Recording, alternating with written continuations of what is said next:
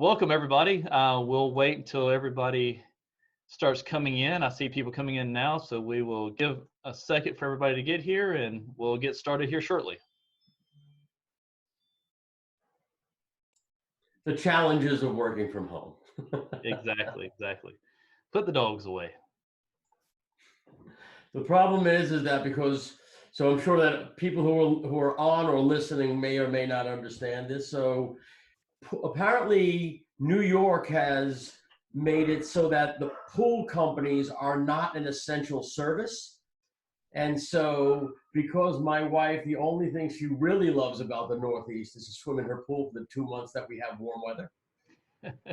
So she's now had the pool company open the pool today, 2 months before we would open it, because God forbid they made pool companies and non-essential services. Only pool maintenance is an essential service, not opening or closing the pool. So Yep. Because it's a health hazard. So there you go. One of the challenges of working from home. Exactly. All right, guys. Well, let's get started here. I welcome everybody. Thank you for joining. You're going to have a great webinar today. We've got an awesome guest, Al Alper. He owns an MSP in Connecticut, and also he owns CyberGuard 360, and we'll talk more about that here in a second. If you want to watch our past webinars, or you want to rewatch this webinar or share it with someone, you can.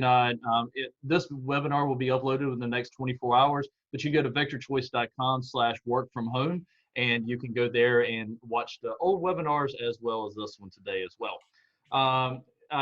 We're going to start doing a client spotlight. And so starting Monday, we're going to have a client come on and share about the first 10 or 11 minutes, 10, 11, 12 minutes, about how they're dealing with working from home, as well as what they see in their industry, and do a little bit of promotion of their company. I'm doing this to help out my clients and make sure that they continue getting business and everything. So if anybody's interested in doing a client spotlight, you can text me. You have my phone number, 770-313-3319, or you can email me at wnobles@vectorchoice.com. Okay, so what we're going to be talking about today is how to convince your boss that you can be effective working from home. We're going to talk about that. We're going to talk about phishing emails, how to spot a phishing email, and how to overcome and look out for those types of things. And then the third thing we're going to be talking about is training and documentation for your employees and for yourself to, one, learn more about phishing, learn more about cybersecurity risk, and then also the documentation that CyberGuard 360 with PID Guard offers us at Vector Choice. So let's get started. So Al, thank you for joining us. I appreciate it. Great to have you. My pleasure. I appreciate you having me, or having been had. So how's things in Connecticut? And I know you're right outside of New York, and I know New York is going crazy. So tell the audience how things are going there. It's actually interesting. Our governor effectively locked our state down as well. Our office is a little less than 50 miles from what is considered the epicenter of New York, which is in Corona, Queens. Queens is part of New York City, for those that don't know that. There are 5 boroughs. Queens is one of them. So we're about a little shy of 50 miles outside of there. Unfortunately, I know several people that have contracted it. All of them are okay on the other side of that, so that's the good news. But it is a ghost town over here, and because IT is an essential service, as you know, Will. Yep. I had the pleasure, I guess, of going down to the city the other day, not for a service call, but I went with one of my guys to talk to a client, and I had never gotten through New York City, through New York City, or out of New York City in my life as fast as I did. So if there's an upside to this, it's the fact that I get in and out of the city pretty damn quick. Traffic is good. Well, if anybody's ever been to New York, it's a traffic nightmare. So every time I feel like I'm just sitting in traffic to go 2 miles, it might take 30 minutes. So I don't know if that's a good thing or a bad thing right now, but at least if you're essential, you can travel around a lot easier. So what are you doing? I mean, you're an MSP as well, but what are you doing to help your clients, and maybe educate me a little bit of what I need to be doing, but sort of share, what you're doing to help your clients and to stay alive from an IT perspective? So, man, we started early on. One of the things that, for better or worse, when this thing first came out, one of the things that we did was immediately set about a course of action for ourselves as a company. What were we going to do? IT providers like you and I are built from the ground up to be mobile, to be able to work anywhere, anytime, any place, whether it's from the four corners of an office, or the four corners of your house, or no corners of a beach. It doesn't really matter, right?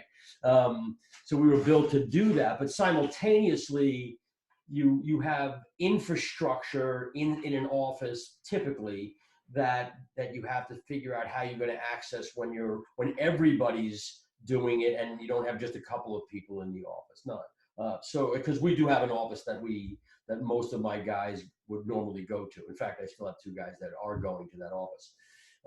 So part of that was setting it up, and as we did that, we wrote out the plan of action for us to do that, and then templatize that. And then we went to all of our clients and said, okay, this is what we've done, and this is what we need to do for you to make that happen. So luckily, within the first couple of weeks, we were able to talk to all of our clients and have a game plan for them to put a remote workforce in place reasonably quickly.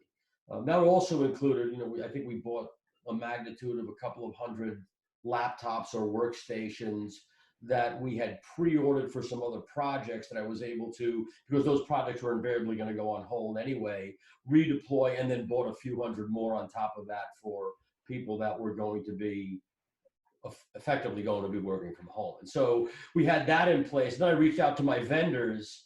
As you know, we're one of your vendors also, but we reached out to our vendors and said, listen, this is what we're doing. I'm sure you're making plans, but here's what I need. And I started to allocate licenses early, whether those were licenses for remote access. So not everybody who wants to use our remote access tool, they want something different, or they're not on a domain and I needed something a little bit different, so that we were able to do that. So I reached out to those vendors. We allocated some more licenses. Well, negotiated a better deal with that, so there was more flexibility. Instead of buying, in 100-unit blocks, we were able to buy. We were able to be a little more elastic, and therefore we can keep the cost down to our client and user community. Because part of what I didn't want to do, it was very important to me that we didn't want to take advantage of them, real or imagined, right? So we don't want our clients even thinking that we're exploiting this situation. We never would, but at the same time, perception is reality. Yep, and that's why I'm doing this webinar, is free information, giving that out. There's no sales pitch on any of the webinars so far. There has not been a sales pitch at all, and that's not what it's meant for. It's meant to educate my client base, my prospect base out there, to really know how to work from home, because so many people, it's so different for so many people these days. Oh yeah, and the fact that you do this kind of thing, it goes a long way towards goodwill, and not because you need to do it, but because you want to do it, right? I'm certain it's because you want to do it. That's why we did it, because we want to do it. I mean, our goal is, we all understand as business owners, whether it's you and I as business owners serving other businesses, or perhaps you have business owners on this call that serve consumers, so B2B or B2C. As business owners, we all understand that on the other side of this, the only way where any of us are going to be successful is if we help those people that support us all year long, right? Exactly. And so to come out on the other side successfully, you've got to make sure everybody comes out on the other side successfully. Yep. Now that may sound a little more selfish than it's intended, but really I just want everybody to make sure that they can support their family, their friends, and everybody else around them. So, and we all survive out of this crazy world that we live in. Oh yeah. So how are you making sure, and the topic for Monday, so everybody will know, is how to monitor your employees and making sure that they're being productive. Okay, but just a little teaser for the audience. How are you monitoring your employees and making sure that they're being productive while working from home? So we do it in a couple of ways, and one of the things that I didn't want to do was sort of change what we did in the office. for when they went from home, right? So that was important to us. Understanding we're an IT company, which is different than business. We don't support other IT companies, right? So for us, we're already mobile. There's an element of trust, and also our systems, and you know this very well, Will. Our systems are designed to tell us what our employees are doing from the jump, Yep. right? So I can look in our PSA, and I have a rolling dashboard that tells me how much time each of my engineers has spent on reactive or non-reactive support. And so as a result of that, I'm over here on the screen I'm looking at right now. I know exactly how many minutes each one of my engineers has spent today, and I know what time they started. So I know intimately what they've done already. Yeah. Now, that's not true for our clients. So what you're asking is exactly what our clients said, like, how do I know? And so screen time is an important element of that. But you also don't want to make screen time, which you can easily track with certain software. There's an implied distrust with that, right? So part of it has to be, if you're going to impart some degree of oversight in terms of screen time, we always tell them we're going to sit down and have a discussion with their employees to explain why this is important. Because it shouldn't be a mandate, I don't think so anyway, be a mandate from management that says we're doing this and we're installing this on the machine you take home, right? Because I don't think for us as an IT company, we explain, and I'm sure you do the same thing, we need to make sure that they're securely accessing the data. This isn't about making sure you're not playing solitaire. This is making sure that whatever is happening on that machine doesn't potentially infect and encrypt and impact the ultimate information on the network. Because if that happens, particularly now, there's no business to be had. I mean, everybody knows that 80% of businesses that suffer a severe cyber attack are out of business within the first year. So the reality is that it's a protective mechanism and not a distrust. Yeah, absolutely, absolutely. So, all right, let's go to the big question of today: is how can your employees convince you, and also convince me, they can work from home efficiently without having the big brother mentality over them, particular softwares or whatever? How can if there's any employees on the call, and I'm seeing there's a lot of owners on this call, but and I think owners need to hear it too, but how can we be, as owners or managers or CEOs, be convinced that our employees can work from home and still be effective for the company? See, I thought the big question was, am I married? Yes, I am. Sorry, sorry, all you out there. So how can let me just rephrase it so I think I understand what you're saying. How can an employee convince an owner or manager, or how can a manager be comfortable with that idea? Yeah, I had a client that our key contact's a CFO, and the owner is old school, and no offense to anybody on the call, but he's old school, and he feels like the employees are not going to be productive if they're working from home. And so that this came out of a question from one of my clients is, hey, how can I convince my boss that I can work from home and I still be productive? So here's what, if you're the employee and I don't care where you are in the pecking order of the company, it doesn't particularly matter. If you're an employee of a company, the best thing you can do is to convince your leadership that you'll be efficient, effective, and responsible for working from home, is to show them the set of metrics and deliverables that you're going to give them every day to KPI. demonstrate that you are, right? I mean, I'm an old school Reagan conservative. I'm not talking politics here, right? But trust but verify is what I believe in, right? That's my mentality. And I think that if I were an employee, my obligation would be to demonstrate to my manager, my owner, my leader that I report to, that I'm serious about being responsible when I work from home. And the best way that I could possibly do that is say, this is what my plan is that I'm going to do this week. I'm going to be doing these things on Monday, on Tuesday, on Wednesday. And I don't mean every minute of every hour, but by noon you'd have this, and by the end of the day you'll have this on Monday. By noon you'll have this, and by the end of the day you'll have this on Tuesday. Now, maybe your manager would or would not accept something that broad. Maybe they want a little more detail. But by the sheer fact that you're willing as a team member and not an owner or not a leader to be proactive in showing your responsibility at the onset, sets expectations that you're going to be responsible.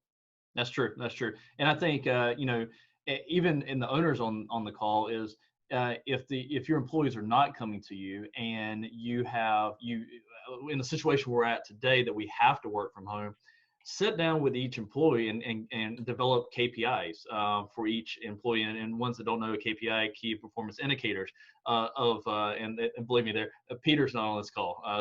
And we have a mutual friend, everybody, that struggles with what KPIs are.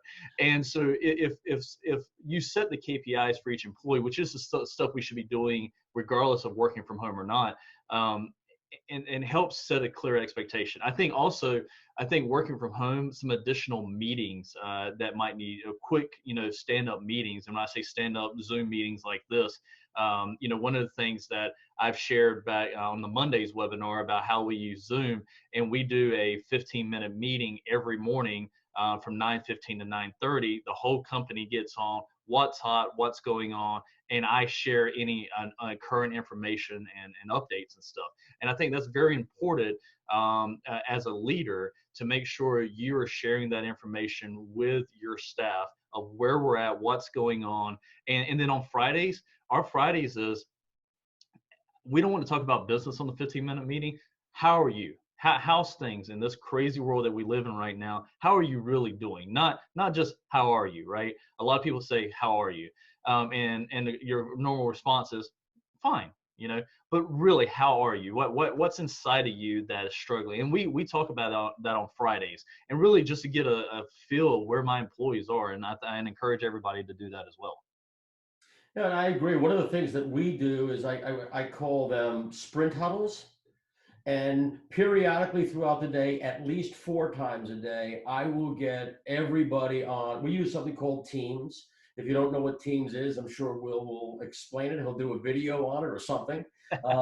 Zoom is great too. Teams is a communications platform that lets you chat and have meetings like this and share files and a variety of other things. And if you haven't done it yet, Will, make sure you do. I did. So in the Monday's call, so if you guys want to know more about Teams, I actually did a Teams a portion of the video portion on Monday after the Zoom. And then on Wednesday, I did the whole Office 365 Teams as part of the Office 365 package. And I covered Office 365 in depth on Wednesday. So if you want to know more about that, definitely look at those past webinars. But yeah. Good. That's excellent. I'm ahead of you now. So we do what again, sprint huddles, and that's where less than 5 minutes I get everybody on the phone. How are we doing? Anything of particular import, etc. We do have a midday full huddle that's 15 minutes, and at the end of the day, everybody just check in. How you doing? How you going? And then periodically throughout the day, I also individually reach out to the guys. It sounds like I'm doing this all day. It doesn't take that long as an owner, as a manager. Again, depends on the size of the company. That's going to really dictate how much time and how much you can do. But coming back to the first part of the question, where we, what can an employee do to encourage management to trust in them working from home? I think the manager also and the owner also has to take some responsibility in this as well, because you're not going to have employees or team members who know really how to necessarily put together how they're going to be able to deliver what your expectations of them are. So give them what those expectations would be. Give them an idea of what you'd like to see by the end of the day, by noon, etc. And then let them work out the schedule, make that more collaborative, because it will also instill a level of trust that they would feel you have in them. And so it really is I guess where I'm going with it is bi-directional, right? I mean, trust is not a one-way street. Yeah. I have to trust you and you have to trust me. And so everybody has to participate in that discussion. Discussions involve more than one person. Otherwise, you're talking to yourself. Yeah, absolutely. And guys, if anybody wants to ask me or Al any questions on how we sort of do our meetings and run things, please feel free to ask any questions in the Q&A down at the bottom of the Zoom and video there. All right, so and it looks like a question just came in. Let's see here.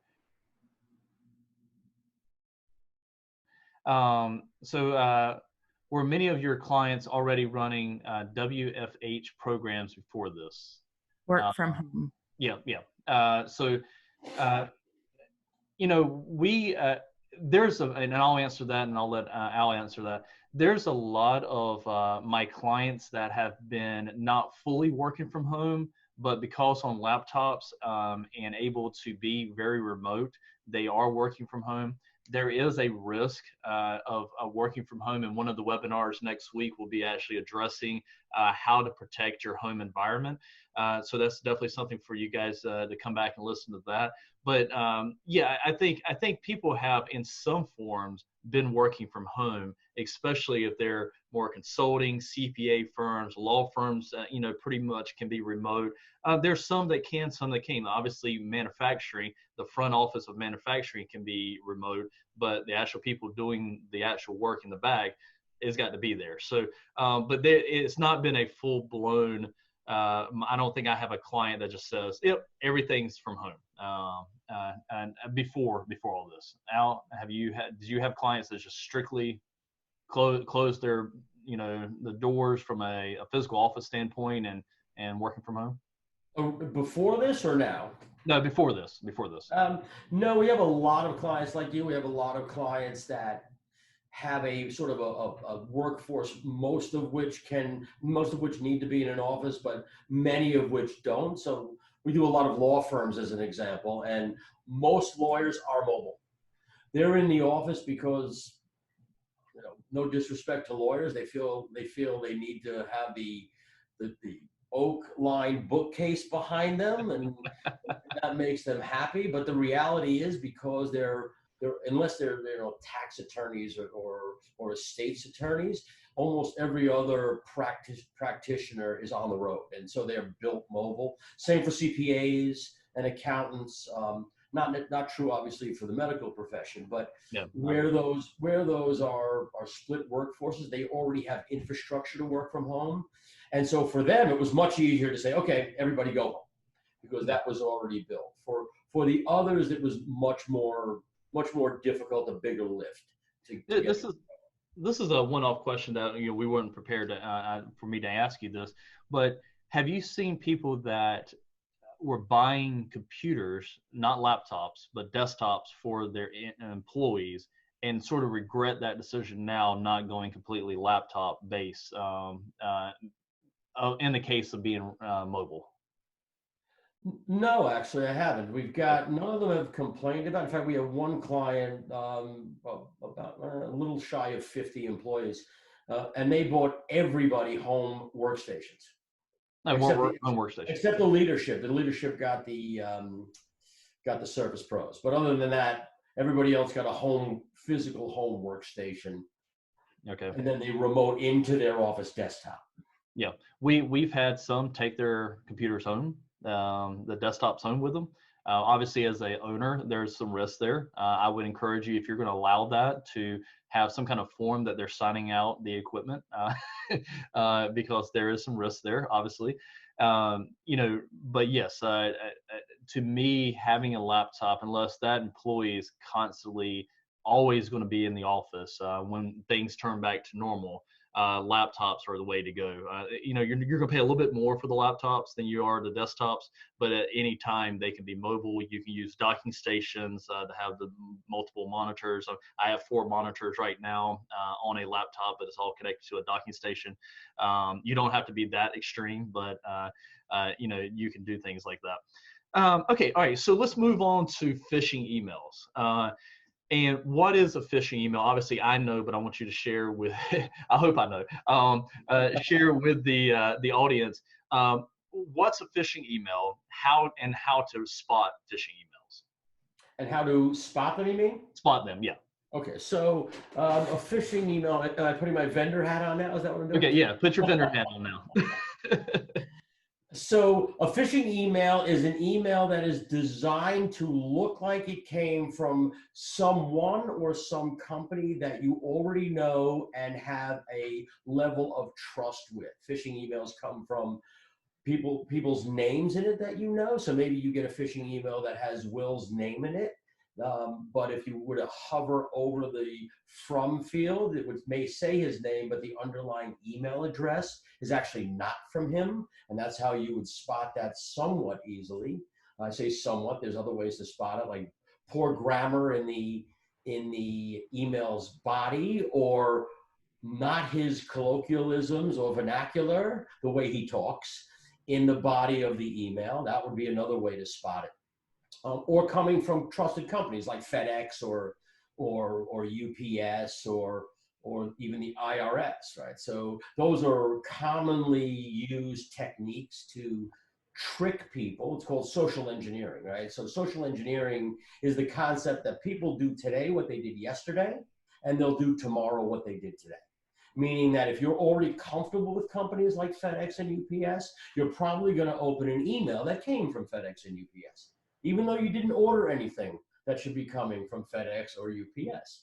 And so hackers use that technique to because you've been trained to trust them, personally been trained to trust them, they use that technique to get you to open them. And when you open them, then they do other techniques like spoof websites or to do other things to make it look like you're actually on that company's site, entering your credentials. And that's how they steal information from you.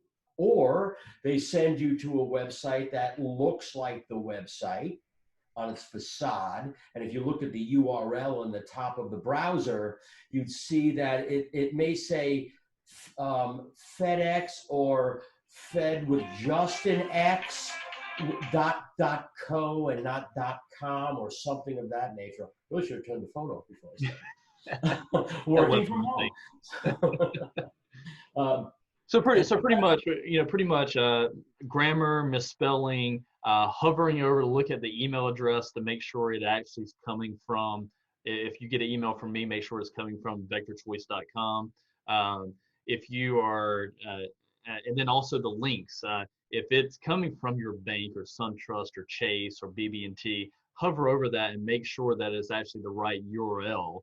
And be very, very careful, because BB&T, and just using that for example, because there's so many B's in it, they might have 3 B's in there. So you got to be very careful when you're not expecting to get something. Just don't willy-nilly click on it. And I think also, especially during holidays and even with the coronavirus, all these emails with the coronavirus going on, everybody's just clicking away because it's something new updates. Be very careful with that, because they're going to take advantage of those types of things. As well as make sure that you're looking at that, those particular emails before clicking on it. And if you're getting a promotion or a free deal to do something, especially like during the holidays, go to Macy's website. Don't click on the link. Go to the Macy's website and verify that that is actually a deal that Macy's actually doing. I'm using Macy's, picking on Macy's right now, but if you're a business owner on this call, be very leery of anything from the IRS, your local banks, national banks. The hackers are out there right now, especially because of the payroll protection, the paycheck protection program that's out. They know everybody's trying to get some element of that, or the $10,000 advanced employee tax credit, reimbursable tax credit. So there are hundreds of thousands of hackers in the world today that are exploiting what we business owners are looking to participate in as a way to get you to expose your bank information, your company's EIN or tax ID number, your social security number. So like Will said, if there's a link in an email, don't click on it, hover the mouse over it, and a little bubble will pop up showing you what the underlying web address is, and just read that address carefully and make sure it's actually a real address like irs.gov or chase.com. and Chase, CHASE.com, not CHAZE, which one of our clients had gotten hit with. And I'm like, read. You just got to read. Exactly, exactly. So you guys know CyberGuard 360, which is Al's company. They have a product called PID Guard, and we actually use this for our clients. So if and I got a special thing for you at the end of this webinar, so stay on. And if we actually can send simulated phishing emails to your employees to you. And what's funny, Al, is I actually sent this to one of my clients, the Amex one. So I can actually send an Amex one. It looks like Amex, and I had a client blast me because they actually filled out the data, and because they were thinking we are recording that data, their username and password. Please reassure the audience that your system is trashing that data. It's not actually being recorded when that's filled out. We collect none of that data. We actually don't even, it's only entered in the session you're in. None of it gets written down to a database. What we're looking for is, did you type anything in? Yeah. That's how we know, our phishing system knows that you've done something you shouldn't do. So anything you typed in when you click submit doesn't get saved. It just says they typed. We look for characters that are getting typed and the submit button that you tried to send it to somebody. That's how we rate you from to do a Clint Eastwood movie, the good, the bad, and the ugly, right? So exactly. And so one of the things the phishing simulation testing does for my clients is, one, we can show emails open, so you can tell if one of your employees opened that email. And it's not really to get that employee in trouble. It's really just to more educate of being careful with those types of things. Clicking on links, that's another thing that it records. If you click on the link, it actually records, okay, it's open and someone clicked on it. And then it goes one step further if information data was inputted, so a username and password was put in. Like Al was saying, it only records that you actually filled it out and hit submit, but it doesn't actually save that information. The whole idea of this whole phishing test is to teach you and teach your employees not to fill out websites that you're not 100% sure about. And we can generate reports for you guys, and we can send any types of these out, generate reports, and then at the end of it, if someone does fill that out, we can actually send them through a training process, which goes into the next conversation. Now is the training that comes along with the PI Guard. So talk about the training after the fact. If someone clicks on something, the training they go through, and different types of trainings that they can send their employees through.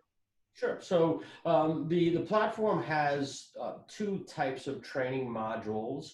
One is the typical awareness training, so let me back up for a second. Working from home has an element of comfort to it, right? You're home, you're in the safety of the four corners of your house, where you can be yourself, do anything you want, and that comfort has an inherent risk when you're working from home. And that's because because you're comfortable, you tend to be more lax from a security perspective, even if you're working in a home office like I am right now. So that comfort level elevates the amount of risk that a company has relative to exposing data. So now more than ever, training and simulated phishing and dark web monitoring is more critical than it was even before. And even before, it was very, very important. It's because, again, you're at home and you're comfortable and your guard is down. Yep. Right? So I strongly encourage all of our partners like Vector Choice and others, now is when you should be aggressively running simulated phishing campaigns against employees that are working from home. Not to get them in trouble, but to make sure that they are aware. The purpose of simulated phishing is not to call people out, point fingers at them and get them in trouble. It's to show them where they're going wrong and teach them how to go right. Yep. So on our platform, as I said, there are two modules. One is the typical awareness training, where you'll sit down and you go through sort of a regimented training course. It's self-paced, it's web-based. You can pause and go back anytime you want. And that just lets you know what phishing looks like, what typical hacking attempts look like, and things like that. You get a little certificate at the end of it, so to show that you passed. And then after that, you get weekly, we call them micro trainings. We actually call them security shorts, but they're micro trainings that would get emailed to you so that you can constantly be hyper vigilant, right? Cyber aware, we call it. And then when you're doing simulated phishing, if you were to fail one of the attacks, so let's say Will sends out a simulated phishing campaign, and you inadvertently click a link or you inadvertently enter email information and click submit, it's going to alert Will's team that that's happened and refer you to training specific about the type of attack that was launched.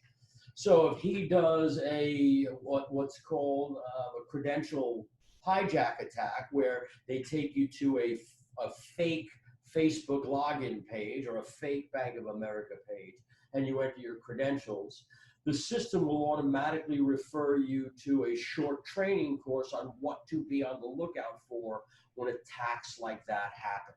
And so they are contextual in nature, so that hopefully the next time Will sends it, you're aware and you don't do it.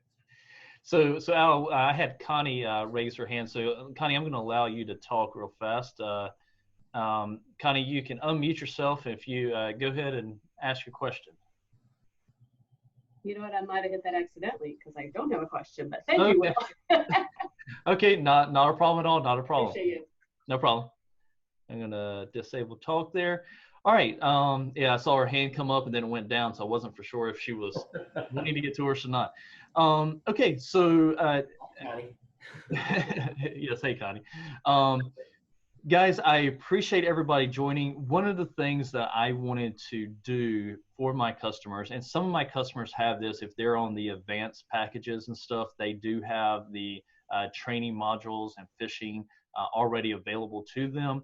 But one of the things I want to extend is to all my clients, we're going to enable this tool for every client that's a managed services client, and to give you the ability to, especially in this time, give you ability. So I'm just going to throw this in with no cost to you and to your employees. I'll be announcing this out individually to our relationship person to each customer and how that's going to work. But we're going to be rolling that out next week to you at no cost to you. But I want to give a benefit that will actually help you and keep you secure. So I hope you guys enjoyed that. And I think it's definitely at this time day that is definitely needed. One other thing before we leave, I want to share my screen real fast, and let me slide this up. So I'm actually proud of my employees. I sent a phishing email right before this meeting started. I have 0 clicks, submitted data. So that's what you want to see. You don't want to see anybody filling out information. So again, you can go to work from home, victorchoice.com/work from home. You'll be able to see this webinar here, and then obviously the past webinars, and we'll continue putting the webinars up. And one of the things that we have going on is the Green Egg campaign. So if you guys have a referral to us that you would like to refer a business to us, it could be anyone that is needing IT services at this point that just needs help learning how to work from home. Please refer that. There's no strings attached. If you just fill that out, we'll reach out to them and just mention that you referred them. If you could just give them a heads up, obviously. And then we're going to enter in the drawing on June 1st of winning a green egg. So if you guys go to victorchoice.com/biggreenegg, you guys can win a green egg for any referrals that you guys send our way. That's not the green egg you promised me for being on, is it? No, it's not. Okay, Yeah, you get the little. I want mine still. You get the little 1 steak green egg. You gotta make it 2 steaks. My wife won't be happy if it's only 1 steak, because she'll eat it and then I won't be happy. Exactly. All right, guys. Next week we'll be talking about how to monitor your employees and being productive and KPIs and talking about all that kind of stuff. Al, I appreciate you coming on. Thank you so much for educating my clients and guests. And everyone, please stay healthy, stay safe, stay home, and God bless. You guys have a wonderful day. Bye, everybody. Stay healthy and stay home. Yes.